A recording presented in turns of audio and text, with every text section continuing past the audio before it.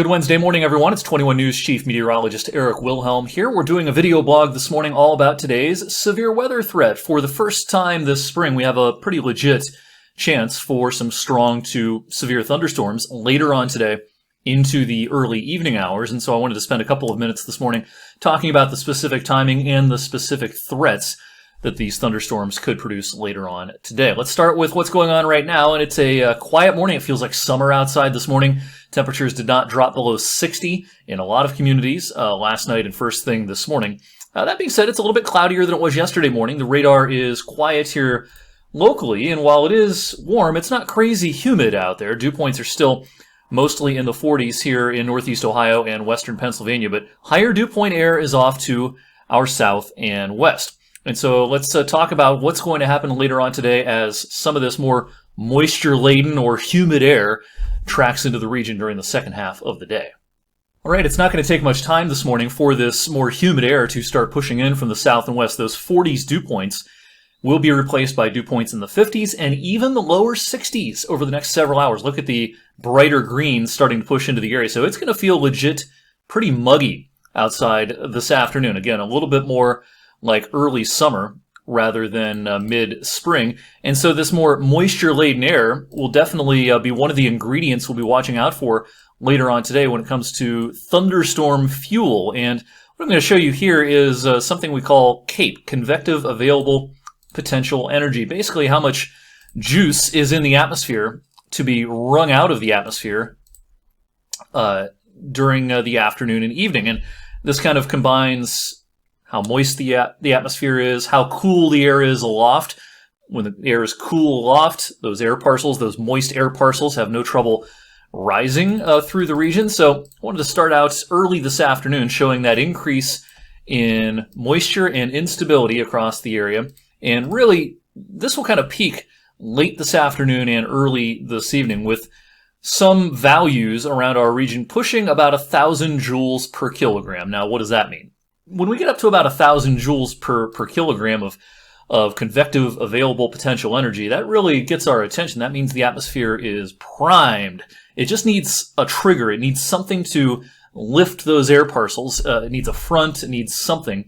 We don't have a strong front coming our way today, but what we do have is a pretty strong, what we call upper level disturbance that's pushing in, and that will be able to take advantage of the growing instability across the area. One of the concerns that we have for today is that thunderstorms that develop this afternoon will become what we call discrete. In other words, it won't be a big long line necessarily, but individual storms. When storms have more of an individual type of flavor rather than a big mass of storms, those storms don't have to compete as much for some of the severe weather ingredients. So that's a little bit concerning for late this afternoon. What about the timing? Well, this is the latest run of our high-res model at 3 p.m. Things are probably still fairly quiet, but there is going to be probably some shower and thunderstorm activity starting to try to develop over Lake Erie early this afternoon.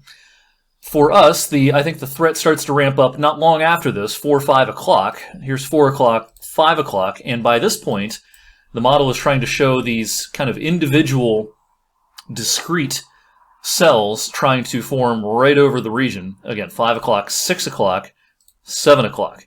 So this is probably going to be about prime time, 4, 5, 6, 7 o'clock this evening with these storms. If they stay separated and kind of discrete, that will increase the chances for not only hail and damaging winds, but also the threat for isolated tornadoes as well. Here's a look at the Storm Prediction Center Day 1 severe weather outlook. The yellow shading across eastern Ohio and western PA is basically, if you think of the severe weather scale as a 1 to 5 scale, we're in the 2 out of 5 on that 1 to 5 scale. When we talk about the kind of the individual threats across the area, I mentioned that isolated tornado threat.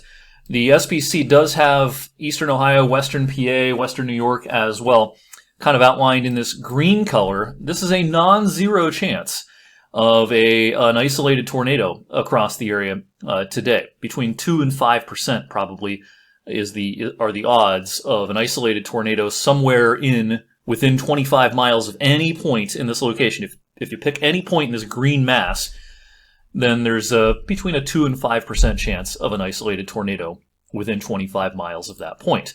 So the tornado risk is low, but not zero. The hail risk is elevated today, probably a 10 to 15% chance of some decent-sized hail coming out of these storms, and the wind threat is elevated as well. So hail and wind are the main threats, but we don't want to discount the possibility of an isolated tornado later on today. So what do you need to do to prepare for this today? Well, keep in mind the timing. If you have after school, after work plans, be prepared to adjust them or cancel them with the storm threat, the severe weather threat late this afternoon, early this evening. Make sure you have multiple redundant ways of receiving severe weather warnings.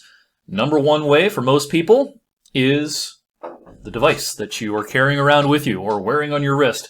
Make sure that you have the push alerts turned on the Storm Tracker 21 app. Make sure that you can get those severe thunderstorm warnings if they are issued right there on your device. I always preach as we get into severe weather season about NOAA weather radios. If you own a NOAA weather radio, it's like an indoor tornado siren. What we don't want you to do is rely on those outdoor tornado sirens. If they're the third or fourth way in which you might be warned about severe weather, that's fine, but very few people should use those as their number one way. They're unreliable and have a lot of problems, and we have much better ways of getting warnings here in 2021. You can sign up for text alerts, WFMJ.com as well. So there's a lot of options for you out there. Make sure you have multiple ways of getting warnings, not only today, but any day in which severe weather will threaten this spring and into this summer. I'll, of course, have more updates on social media throughout the day, and I'll see you this evening on 21 News at 6 and 11. Make it a great Wednesday, everyone.